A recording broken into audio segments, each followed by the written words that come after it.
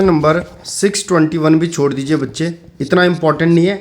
NCLEX और मॉसबी के उन क्वेश्चंस पे ध्यान दीजिए जिनसे कॉन्सेप्ट निकलता हो, ताकि उन कॉन्सेप्ट से बनने वाले क्वेश्चन आप नॉट सेट में सॉल्व कर सकें। ठीक है, इस तरीके के कुछ क्वेश्चंस होते हैं, उन्हें छोड़ देना ही बेहतर होता है, टाइम सेविंग होता है। चलिए नेक्स्ट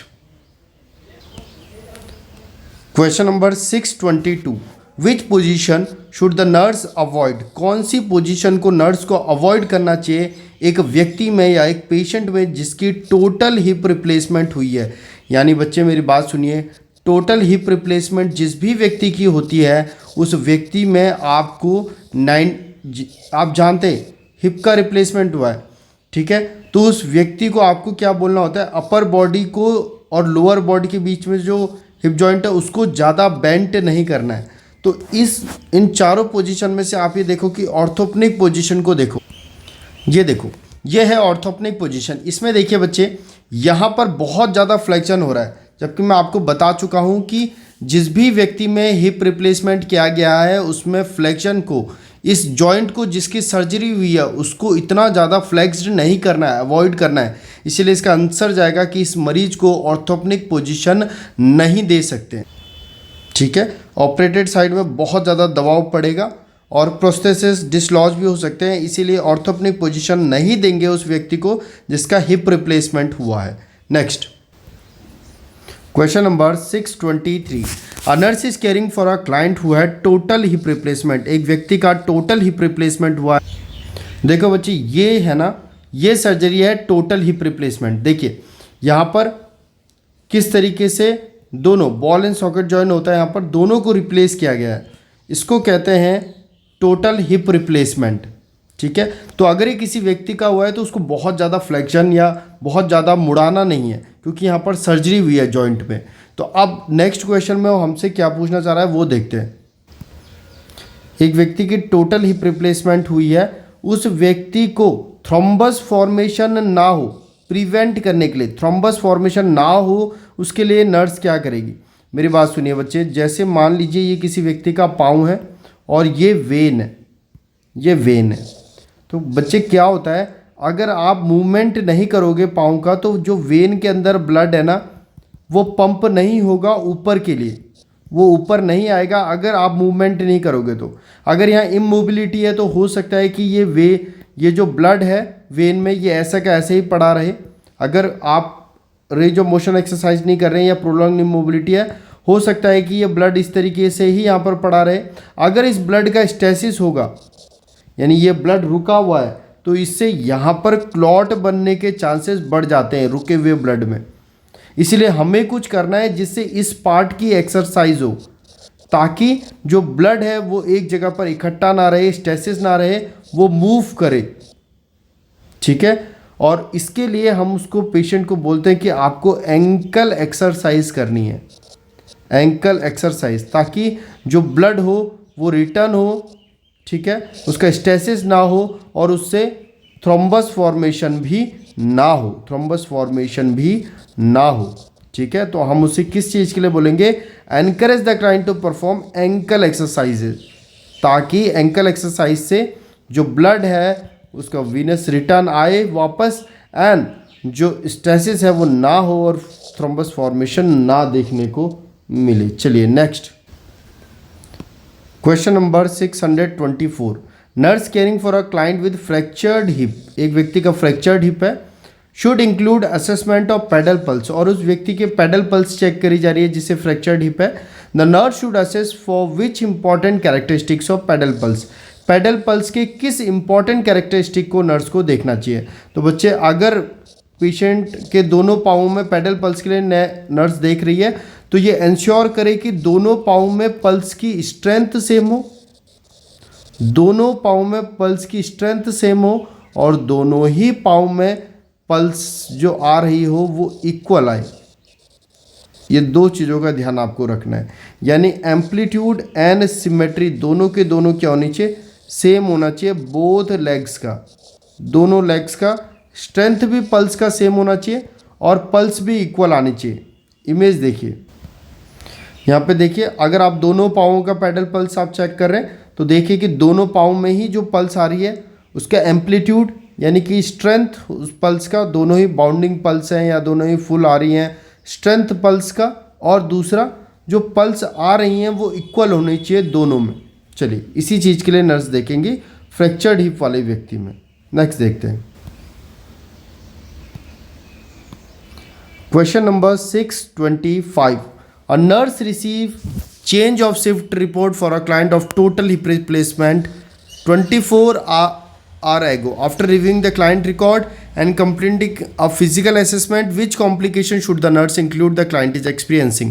एक व्यक्ति का टोटल हिप रिप्लेसमेंट किया गया है और इन लक्षणों को देख कर बताओ कि निम्नलिखित में से कौन सी चीज़ व्यक्ति को हो रही है।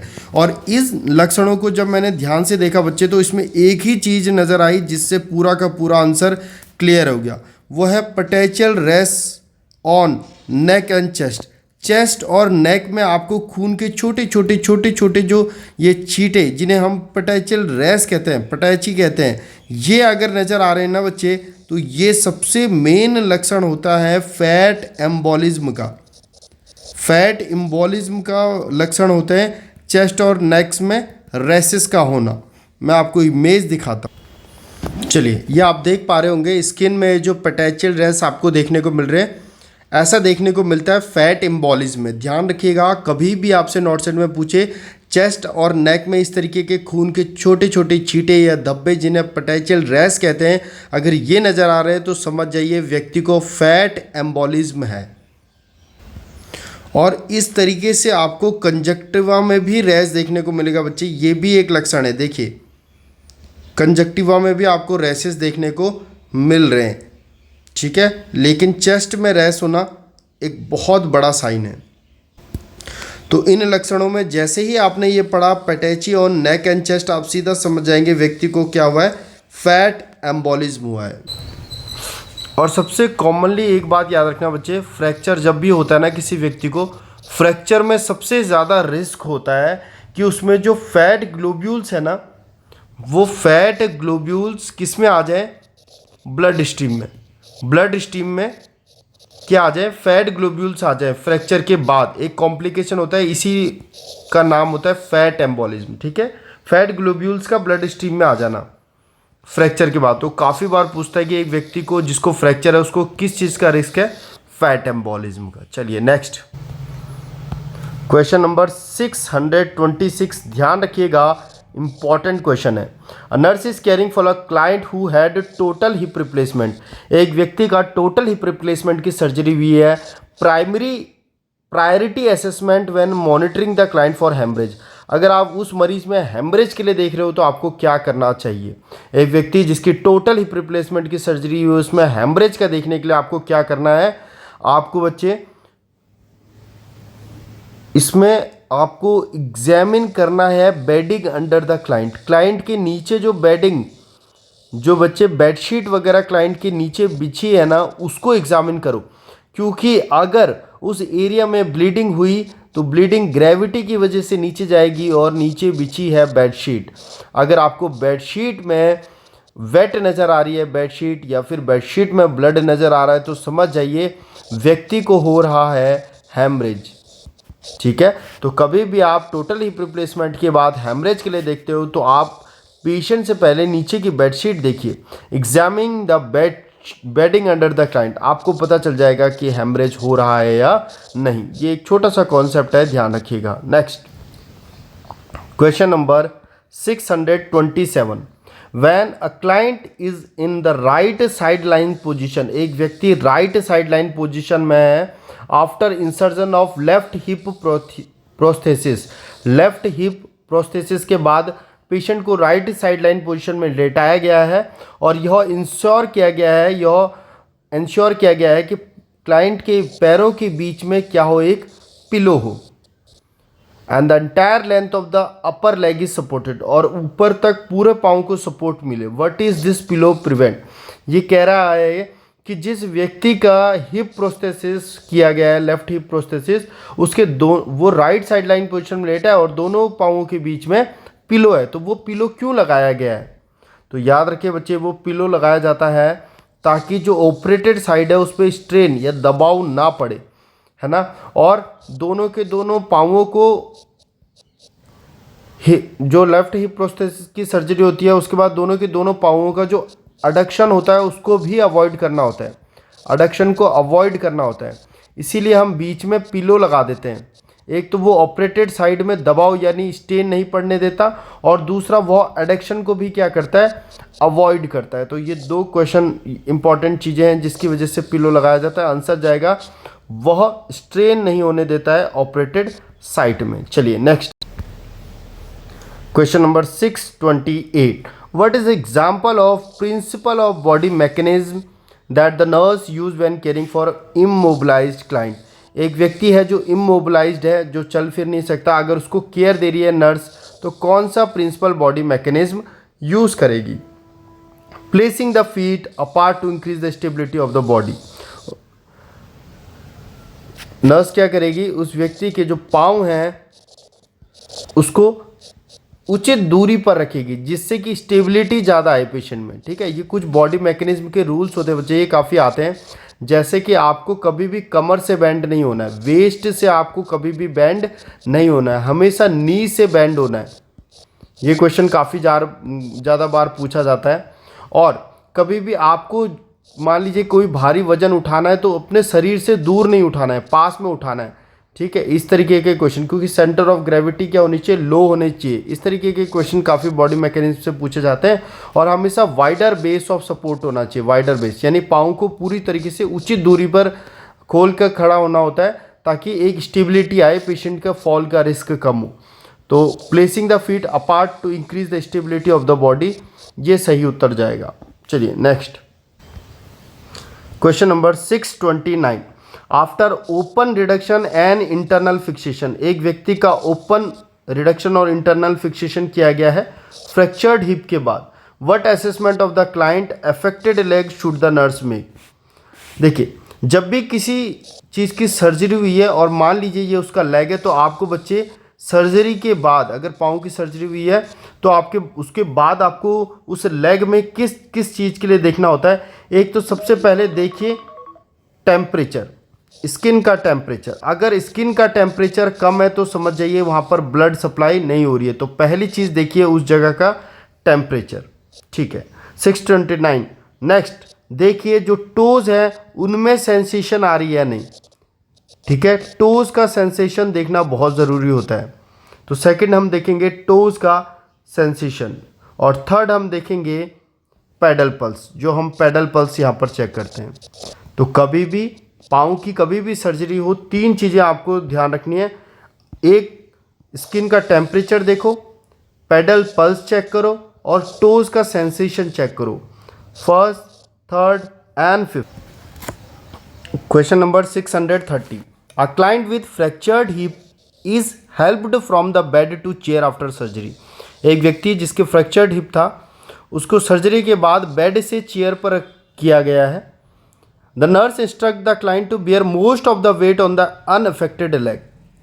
और पेशेंट को कहा गया है कि अपने अनअफेक्टेड लेग में आपको ज़्यादातर वजन को रखना है before sitting the chair. Sitting chair में बैठने से पहले अनअफेक्टेड लेग में ज़्यादा वजन आपका होना चाहिए। What should the nurse explain the benefit of bearing most weight on unaffected leg. Unaffected leg में ज़्यादा वजन डालने का क्या फ़ायदा नर्स पेशेंट को बताएगी। जाहिर सी बात है वो मदद करेगा स्ट्रेंथ ऑफ अनअफेक्टेड लिम्ब में, अनअफेक्टेड लिम्ब की स्ट्रेंथ को बढ़ाएगा। और जो लिमिट, ठीक है, और जो अफेक्टेड लिम्ब है ना बच्चे, उसमें प्रिवेंट करेगा कि उसमें कोई दबाव ना पड़े, उसमें कोई स्ट्रेस ना पड़े। तो जाहिर सी बात है अगर आप बेड से चेयर पे जा रहे हैं तो उस लेग को यूज़ में लेके आए जो अनअफेक्टेड है, ताकि उसकी स्ट्रेंथ तो बढ़े और जो अफेक्टेड लेग है उसमें स्ट्रेस ना पड़े, उसमें स्ट्रेन ना पड़े। ठीक है, इजी से क्वेश्चन है, छोटे छोटे कॉन्सेप्ट्स हैं, आगे बढ़ते जाते हैं। चलिए next question number 631, on the first post operative day after a total hip replacement. First post operative day में टोटल हिप रिप्लेसमेंट के बाद पेशेंट क्या पूछता है, patient ask for assistance on to the bed pan, what should the nurse instruct the client to do. Patient bed pan use करना चाहता है और उसके लिए वो नर्स से मदद मांगता है, तो नर्स को क्या उसे बताना चाहिए? नर्स उसे बताएगी कि आप फ्लेक्स करिए नीज़ को, अनऑपरेटेड लेग को आप फ्लेक्स कीजिए, यानी कि जो लेग आपका अफेक्टेड नहीं है उसको आप घुटने से मोड़िए, फ्लेक्स करिए और पुल करिए ट्रेपीज बार को, ताकि आप अपने पेल्विस को उठा सकें।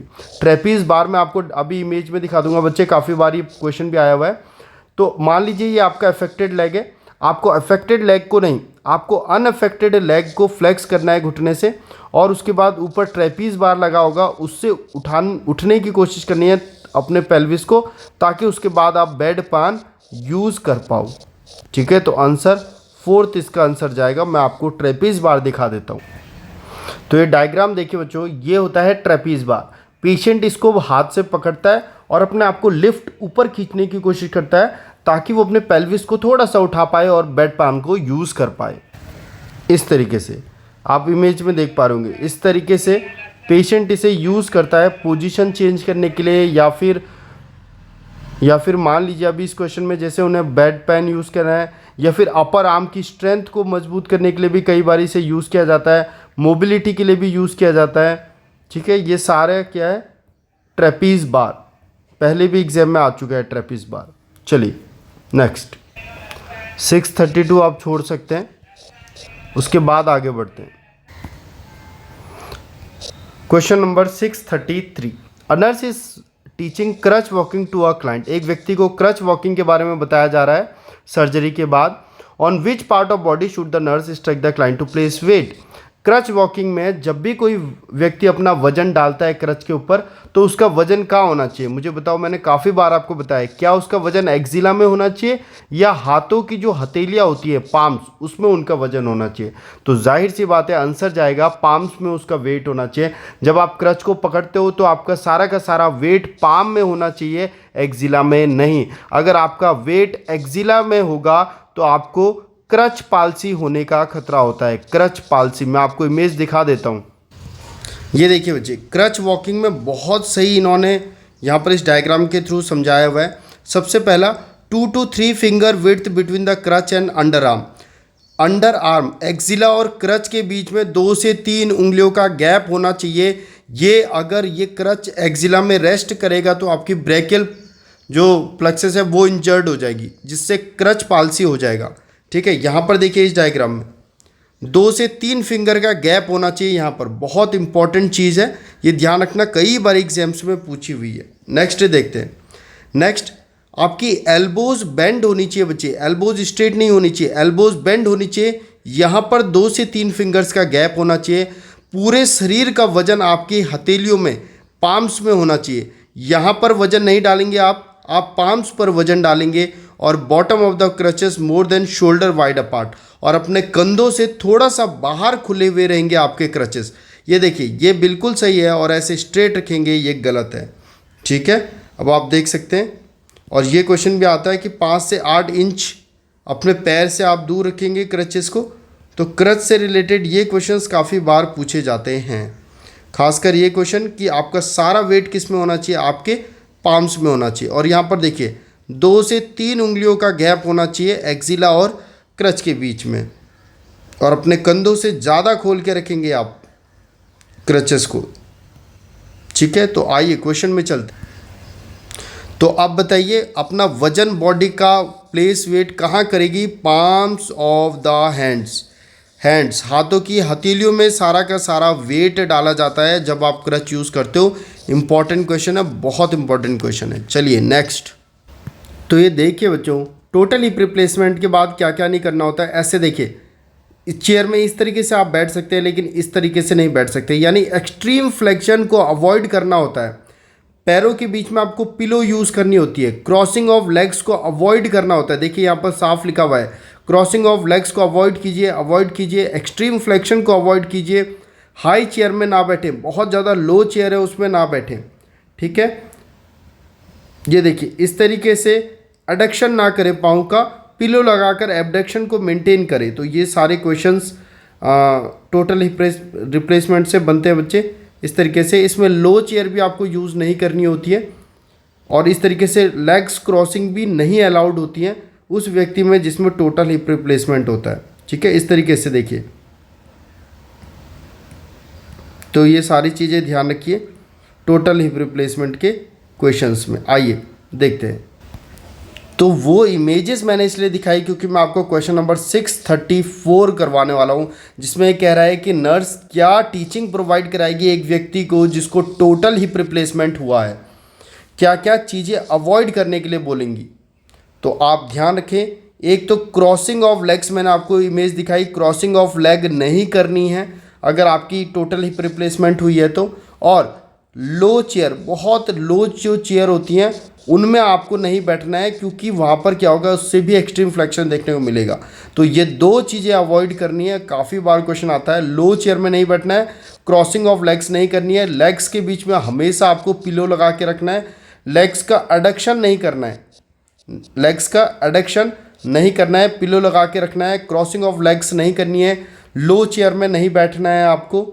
ठीक है, एक्सट्रीम फ्लेक्शन नहीं करना है। ये सारी चीज़ों का ध्यान रखिए टोटल हिप रिप्लेसमेंट के साथ। चलिए आइए आगे बढ़ते हैं।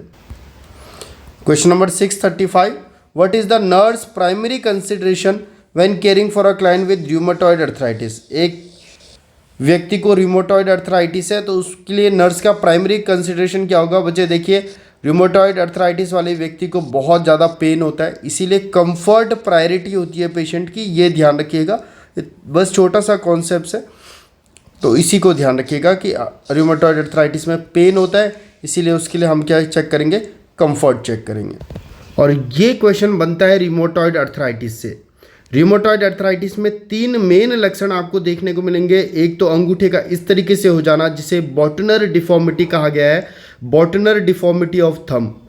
नेक्स्ट आप देखोगे अल्नार का डेविएशन हो जाता है एक साइड के लिए, इसे कहते हैं ulnar deviation. Ulnar deviation, boutonniere deformity और स्वान नेक डिफॉर्मिटी, ये तीनों देख सकते हैं आप। ये देखा जाता है रूमेटॉइड अर्थराइटिस में। क्वेश्चन काफ़ी बार आता है, रूमेटॉइड अर्थराइटिस में क्या क्या देखने को मिलता है, boutonniere deformity, ulnar deviation and swan neck deformity of fingers. ये 3 लक्षण याद कर लीजिएगा रूमेटॉइड अर्थराइटिस के लिए। और दूसरा क्वेश्चन आता है ऑस्टियोआर्थराइटिस से। याद रखना बच्चे, ये ऑस्टियोआर्थराइटिस है। ऑस्टियोआर्थराइटिस में 2 चीज़ें देखने को मिलती हैं, हेबर्डन नोड्स और बुचार्ड नोड्स। यही क्वेश्चन आता है। रूमेटॉइड अर्थराइटिस में हमने क्या पढ़ा था, यहाँ पर देखिए, रूमेटॉइड अर्थराइटिस में हमने पढ़ा था swan neck deformity, boutonniere deformity and ulnar drift. और ऑस्टियोआर्थराइटिस में हमने क्या पढ़ा है, Heberden's node and Bouchard node. तो काफ़ी बार क्वेश्चन आपको कंफ्यूज करने के लिए पूछेगा। आपको साफ तौर पे याद होना चाहिए कि ऑस्टियोआर्थराइटिस के लक्षण क्या हैं और रूमेटॉइड अर्थराइटिस के लक्षण क्या हैं। क्वेश्चन नंबर 636 क्या कह रहा है, a nurse is caring for a client with rheumatoid arthritis. एक व्यक्ति जिसे रूमेटॉइड अर्थराइटिस है उसको नर्स केयर दे रही है। Based on the client diagnosis the nurse should review the result of which laboratory test. क्योंकि क्लाइंट का डायग्नोसिस रूमेटॉइड अर्थराइटिस है तो इनमें से किस लेबोरेटरी टेस्ट के लिए नर्स देखेगी। बच्चे मेरी बात सुनो, जब भी किसी व्यक्ति को ऑटो इम्यून डिजीज़ होती है, ऑटो इम्यून डिसऑर्डर या डिजीज़, उस व्यक्ति में बढ़ा हुआ होता है ANA का level, anti nuclear antibody, anti nuclear antibody का लेवल, जिसे ANA भी कहा जाता है, वो ज़्यादा देखने को मिलेगा। तो ऑटो इम्यून डिजीज़ में ANA का लेवल क्या होता है, बढ़ा हुआ मिलता है। जैसे SLE, सिस्टमिक ल्यूपस एरिथ्रोमेटोसिस भी एक ऑटो इम्यून डिजीज़ है, इसमें भी आपको ANA का लेवल ज़्यादा मिलेगा। उसी प्रकार रूमेटॉइड अर्थराइटिस भी एक ऑटो इम्यून डिजीज़ है, इसमें भी आपको ANA का लेवल यहाँ पर बढ़ता हुआ नज़र आएगा। तो बताइए, जिसको रूमेटॉइड अर्थराइटिस है, नर्स कौन सी लेबोरेटरी वैल्यू देखेगी इस पेशेंट की, एंटी न्यूक्लियर एंटीबॉडी, क्योंकि ANA लेवल हर उस डिजीज़ में व्यक्ति का बढ़ता है जो ऑटो इम्यून डिजीज़ होती है। चलिए नेक्स्ट पढ़ते हैं। क्वेश्चन नंबर 637 आप छोड़ सकते हैं और उसके बाद आ जाइए 638 में। Question number 638, a nurse plan to care to prevent deformity in a client with rheumatoid arthritis. एक व्यक्ति जिसे रूमेटॉइड अर्थराइटिस है, नर्स कोशिश कर रही है कि उसमें डिफॉर्मिटीज ना हो। Which intervention should be alternated with period of rest. इस व्यक्ति को डिफॉर्मिटी से बचाने के लिए रेस्ट के साथ किस चीज़ के लिए नर्स एडवाइस करेगी? नर्स एडवाइस करेगी एक्टिव एक्सरसाइज के लिए। किस चीज़ के लिए? Active exercise. ये कहा जाता है कि अगर व्यक्ति एक्टिव एक्सरसाइज करे और रेस्ट के साथ रेस्ट ले proper and then active exercise करे फिर रेस्ट ले, अल्टरनेटिवली इसे करे, तो उस व्यक्ति में डिफॉर्मिटी के जो चांसेस हैं वो काफ़ी कम हो जाते हैं उस व्यक्ति में जिसे रूमेटॉइड अर्थराइटिस है। तो एक्टिव एक्सरसाइज और रेस्ट को अल्टरनेटिवली करते रहिए और डिफॉर्मिटी के चांसेस आप में कम देखने को मिलेंगे। इस क्वेश्चन में छोटा सा बस यही कॉन्सेप्ट था। चलिए आगे बढ़ते हैं।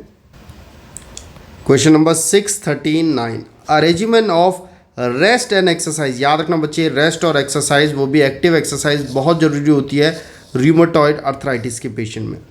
अ regimen to rest and exercise and physical therapy is ordered for the client with arthritis. What should the nurse explain is the intended purpose of this regimen. क्यों किसी व्यक्ति में जिसे रूमेटॉइड अर्थराइटिस है उसमें रेस्ट एंड एक्सरसाइज यूज में लिया जा रहा है? To help prevent the crippling effect of the disease के एफर्ट्स को कम करने के लिए, क्योंकि अगर आप एक्टिव एक्सरसाइजेस करोगे तो जॉइंट्स की मोबिलिटी इंक्रीज होगी। जॉइंट्स की जो मोबिलिटी है वह इंक्रीज होगी। तो याद रखें, रूमेटॉइड अर्थराइटिस वाले व्यक्ति में रेस्ट और एक्सरसाइज कराना बहुत ज़रूरी है ना। रेंज ऑफ मोशन एक्सरसाइजेस करवाइए पेशेंट से, रेंज ऑफ मोशन एक्सरसाइजेस करवाइए, ठीक है। चलिए next question number 640, a nurse is completing health history of a client with osteoarthritis. एक व्यक्ति को ऑस्टियोआर्थराइटिस है, उसकी हेल्थ हिस्ट्री ली जा रही है। ये पूछ रहा है कौन से जॉइंट नर्स एक्सपेक्ट करेगी where the client to report initially involve. सबसे पहले कौन से जॉइंट्स पे असर पड़ता है अगर कि उस व्यक्ति को ऑस्टियोआर्थराइटिस है? तो आंसर जाएगा हिप्स के जॉइंट्स में एंड नीज जॉइंट में, ठीक है। हिप्स के जॉइंट में एंड नी जॉइंट में। क्यों बच्चे? इसमें ऑस्टियोआर्थराइटिस में वेट बियरिंग जो जॉइंट्स होते हैं ना उनमें सबसे पहले असर पड़ता है, वेट बियरिंग जॉइंट्स, ठीक है। और वो कौन कौन से हैं? Knees and हिप्स। और ऑस्टियोआर्थराइटिस में मैंने आपको क्या क्वेश्चन बताया, इसमें दो मेन सिम्टम होते हैं, हेबर्डन नोड्स एंड बुचार्ड नोड्स। भूलिएगा नहीं, मैंने आपको डायग्राम में दिखा दिया है। हेबर्डन नोड्स एंड बुचार्ड नोड्स, ये दो चीज़ें देखने को मिलती हैं ऑस्टियोआर्थराइटिस में, ठीक है। चलिए next question 641, a client with rheumatoid arthritis ask the nurse why it is necessary to inject hydrocortisone. एक व्यक्ति है, उसको स्टीरॉइड्स दिया जा रहा है, किसके लिए? रूमेटॉइड अर्थराइटिस के लिए।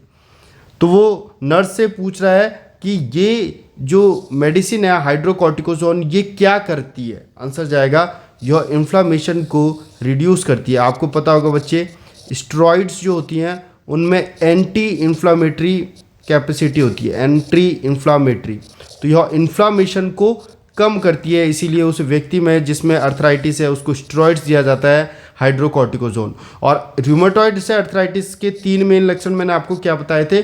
बॉटनरी deformity, ulnar drift and swan neck deformity. तो दोनों का अलग है। ऑस्टियोआर्थराइटिस के हेबर्डन नोड और बुचार्ड node, हेबर्डन nodes and Bouchard node. और रूमेटॉइड अर्थराइटिस में बॉटनरी डिफॉर्मिटी, अल्नार ड्रिफ्ट और स्वान नेक डिफॉर्मिटी, दोनों में ये मेन क्वेश्चन है जो बनेंगे। चलिए नेक्स्ट, और स्टेरॉइड्स का यूज किया जाता है इन्फ्लामेशन को कम करने के लिए। क्वेश्चन नंबर 642 आप छोड़ दीजिए, 643 में आइए। Question number 643, when preparing a individualized teaching plan, nurse teaching plan दे रही है एक व्यक्ति को जिसको रूमेटॉइड अर्थराइटिस है। Which topic should the nurse omit, क्या इनमें से छोड़ देना चाहिए टीचिंग के दौरान अर्थराइटिस? यानी कि अर्थराइटिस में कौन से लक्षण उसको इनमें से छोड़ देना चाहिए जिसको रूमेटॉइड अर्थराइटिस है? तो बताओ, रूमेटॉइड अर्थराइटिस में अल्नार ड्रिफ्ट होता है या नहीं होता है? स्वान नेक डिफॉर्मिटी होता है या नहीं होता है? बॉटनरी डिफॉर्मिटी होती है या नहीं होती है? तो क्या नहीं होता है? आंसर है हेबर्डन नोड्स नहीं होते, क्योंकि हेबर्डन नोड्स और बुचार्ड नोड्स दोनों ही किस में देखे जाते हैं? ऑस्टियोआर्थराइटिस में। और ऑस्टियोआर्थराइटिस में वेट बियरिंग जॉइंट सबसे पहले असर होते हैं, जिसमें आते हैं हिप्स एंड नीज। ये सारे क्वेश्चन, ये लक्षण हेबर्डन नोड्स ऑस्टियोआर्थराइटिस का है, जबकि अल्नार डिफॉर्मिटी, स्वान नेक डिफॉर्मिटी और बोटिनरी किसका है? र्यूमेटॉइड अर्थराइटिस का। सबसे बड़ा क्वेश्चन है, इसीलिए इतनी बार रिपीट कर रहा हूँ। Next question number 644, the nurse question a client rheumatoid arthritis about pain. एक व्यक्ति जिसे र्यूमेटॉइड अर्थराइटिस है उसको दर्द के बारे में पूछा जा रहा है। When should the nurse expect the client to experience increased pain? कब व्यक्ति नर्स को बताएगा कि कब मुझे सबसे ज़्यादा पेन होता है जॉइंट्स में? तो आंसर क्या जाएगा? जब भी बच्चे अर्थराइटिस का पेशेंट होना, उसको सुबह उठने पर सबसे ज़्यादा पेन होता है, क्योंकि पिछले 12 घंटे से उसकी जॉइंट्स की जो मोबिलिटी है वो बिल्कुल नहीं है, और इतने देर तक इमोबाइल रहने के बाद जॉइंट्स में स्टिफनेस हो जाती है, और उस स्टिफनेस की वजह से आप देखोगे कि मॉर्निंग में उठते समय उसको पेन फील होता है और स्टिफनेस फील होती है in the morning on awakening. ध्यान रखिएगा, आर्थराइटिस में पेशेंट को पेन और स्टिफनेस कब फील होती है? In morning on awakening. सुबह उठने पर उसको पेन और स्टिफनेस फील होगी जॉइंट्स पे, समझ जाइए पेशेंट को आर्थराइटिस है। चलिए next question number 645, A client who had intermittently having painful swollen knee, painful swollen knee है wrist joint में, during past 3 months diagnosed with rheumatoid arthritis, painful swollen joint थे wrist joint में and rheumatoid arthritis का diagnose हुआ है। Which type of diet, क्या diet दी जाती है rheumatoid arthritis में? बच्चे rheumatoid arthritis के लिए as such कोई स्पेशल डाइट नहीं होती, रेगुलर डाइट खाना है और उसमें खूब सारे विटामिन मिनरल्स लेने हैं, बात खत्म। रूमेटॉइड अर्थराइटिस की अपने आप में कोई स्पेशल डाइट नहीं होती है। डाइट किसकी आपसे पूछ सकता है? जीईआरडी में कौन सी डाइट ये आपसे पूछ सकता है? अगर किसी का कोलिसिस्टेक्टमी कराए, कोलिसिस्टेक्टमी यानी कि गॉल ब्लैडर को रिमूव कर दिया गया है, उसमें कौन सी डाइट ली जाएगी ये आपसे पूछा जाएगा। किसी का लीवर की डिजीज़ है, उसमें कैसी डाइट ली जाएगी ये आपसे पूछा जाएगा। ठीक है, किसी का मान लीजिए किसी व्यक्ति में कोलोस्टोमी बना रहे हैं, तो बताइए कैसी डाइट लेते हैं? गैस फॉर्मिंग फूड को नहीं लेते हैं। ठीक है, ये सारे। अगर गैस्ट्रेक्टमी किसी पेशेंट में की गई है तो बताइए उसमें कैसी डाइट लेते हैं? तो यहाँ से क्वेश्चंस आते हैं डाइट के। ठीक है, तो इनकी डाइट आपको याद होनी चाहिए। चलिए नेक्स्ट 646 इंपॉर्टेंट क्वेश्चन है बच्चे। Which medication should the nurse anticipate a healthcare provider will prescribe to relieve pain experienced by a client with rheumatoid arthritis? rheumatoid arthritis के लिए जब पेन होता है तो कौन सी दवाई दी जाती है? आंसर एक और एक मात्र जाएगा, एस्पिरिन। क्यों बच्चे? क्योंकि एस्पिरिन में एंटी इन्फ्लामेटरी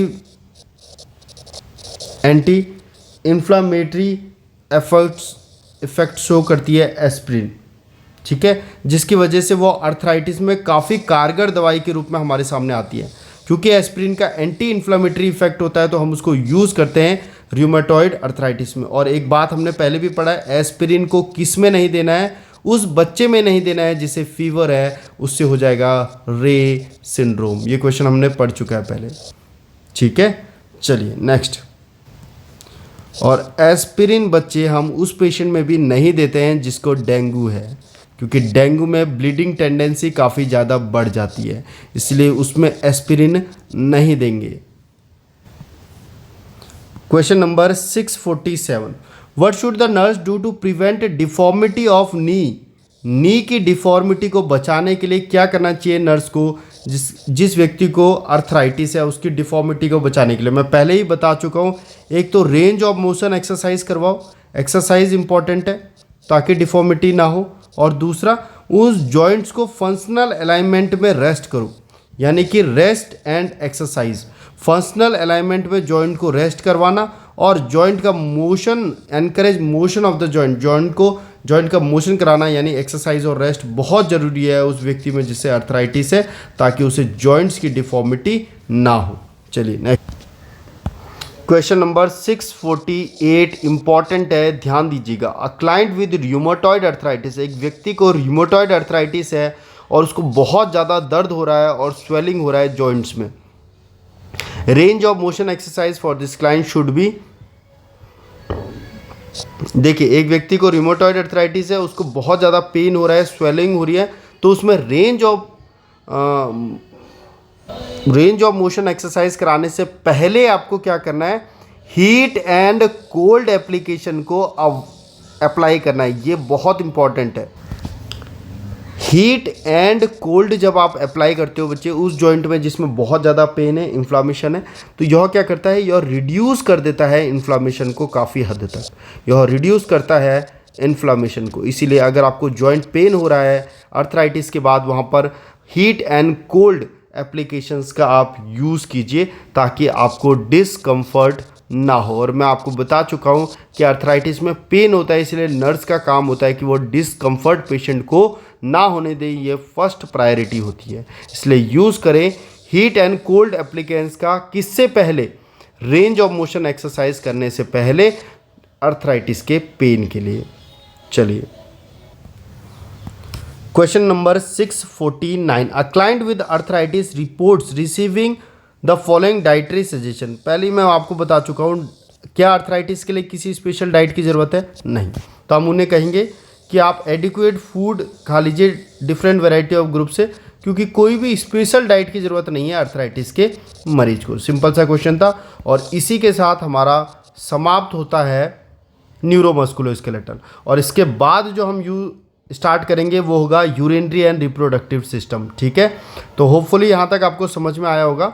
अब नेक्स्ट क्लास में हम आगे नेक्स्ट क्लास से डिस्कस करना स्टार्ट करेंगे।